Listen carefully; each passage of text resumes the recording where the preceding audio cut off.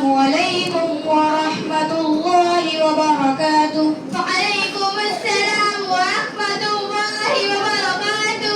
رشدہ بہن صبح صبح یہ اوڑھنی وغیرہ لپیٹ کر کہاں جا رہی ہو؟ سب سمجھتی ہو پھر بھی سوال کرتی ہو. دیکھ نہیں رہی ہو کہ میرے ہاتھ میں قرآن شریف ہے؟ ارے بہن میں تو تجھ کو روشن خیال والی لڑکی سمجھتی تھی. کیا مطلب؟ میں سمجھی نہیں. ارے بہن یہ تعلیم تو ایک دم قرآن خیال کی ہے. تم دیکھتی نہیں یہ دنیا کہاں سے کہاں پہنچ چکی ہے. آگے تم کہنا کیا چاہتی ہو؟ ارے بہن اس تعلیم سے نہ تو ڈگری ملتی ہے نہ تو سروس ملتی ہے, تو پھر زندگی گزارنے کے لیے بڑی پریشانیاں اٹھانی پڑتی ہے.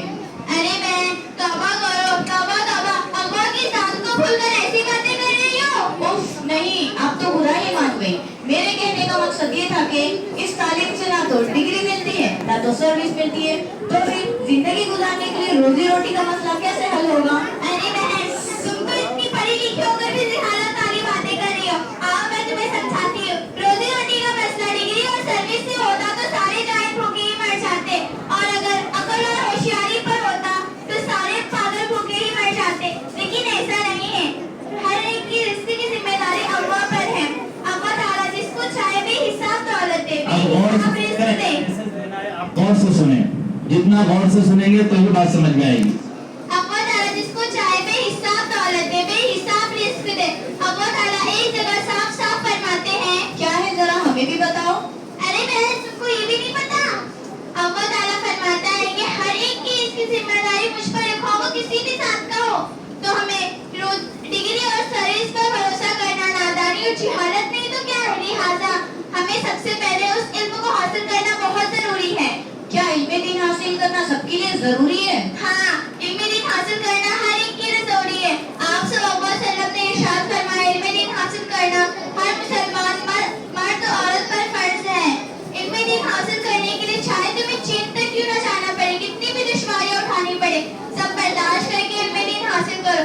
ارے بہن تم کالج میں بہت زیادہ پڑھی ہو, ذرا یہ تو بتانا کہ ہمارے نبی صلی اللہ علیہ وسلم پر کون سی کتاب نازل ہوئی, اس میں کتنے پارے کتنی صورتیں؟ مجھے دین کے بارے میں کچھ معلومات نہیں, مجھے نہیں معلوم ہمارے نبی صلی اللہ علیہ وسلم پر کون سی کتاب نازل ہوئی, اس میں کتنے پارے اور کتنی صورتیں ہیں. استغفر اللہ, افسوس, صد افسوس تجھ پر اور تیرے ماں باپ پر کہ تجھ کو یہ بھی نہیں پتا کہ ہمارے نبی صلی اللہ علیہ وسلم پر کیا نازل ہوئی. تو سن, ہمارے نبی صلی اللہ علیہ وسلم پر قرآن شریف نازل ہوئی, اس میں 30 پارے 114 صورتیں ہیں.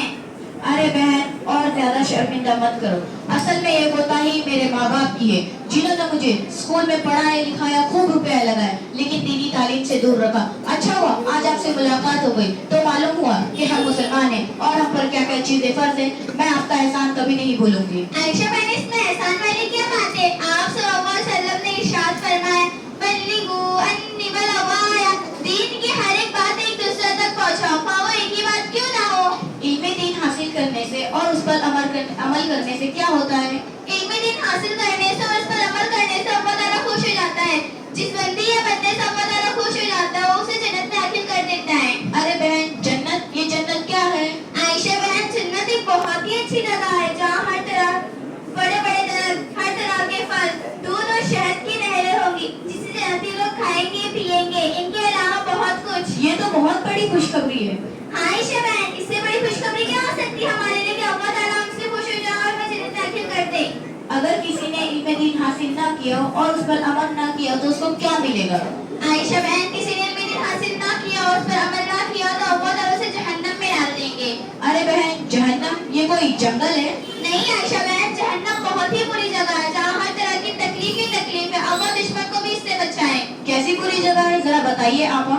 جہنم میں بہت بڑے اجزا ہے, بچھو, آگ کے گولے ہوں گے, کھانے کے لیے پھول پیپ کاٹیدار درخت ہوں گے. کیا جہنم میں جانے والے انسان ہمیشہ کے لیے جلتے رہیں گے؟ ہاں وہ اس میں ہمیشہ جلتے رہیں گے. اللہ مجھے معاف کرے کہ پناہ بہن میں آج ہی سے پختہ ارادہ کرتی ہوں اور پہلی فرصت میں علم دین حاصل کرتی ہوں اور اپنے چھوٹے چھوٹے بھائی بہنوں کو بھی تعلیم سکھاؤں گی تاکہ وہ جہنم کے خطرناک عذاب سے بچ سکے. اللہ ہماری اور پوری امت کی حفاظت فرمائے. آمین. اچھا ہوا آج آپ سے ملاقات ہو گئی, ورنہ میں تو گئی تھی.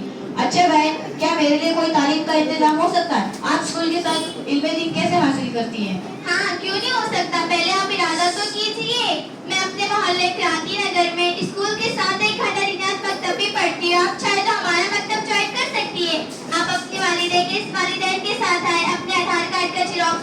लेकर आए।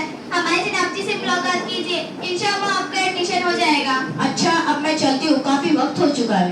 हाँ जाओ, पर अब जब भी तुम कहीं मुझे मिलना, तुम्हारे ऊपर इस्लामी रंग जरूर होना चाहिए। मैं आपसे इंशाअल्लाह मैं आपसे वादा करती हूँ, ऐसा ही होगा। अस्सलामु अलैकुम व रहमतुल्लाहि व बरकातुहू। वालेकुम अस्सलाम व रहमतुल्लाहि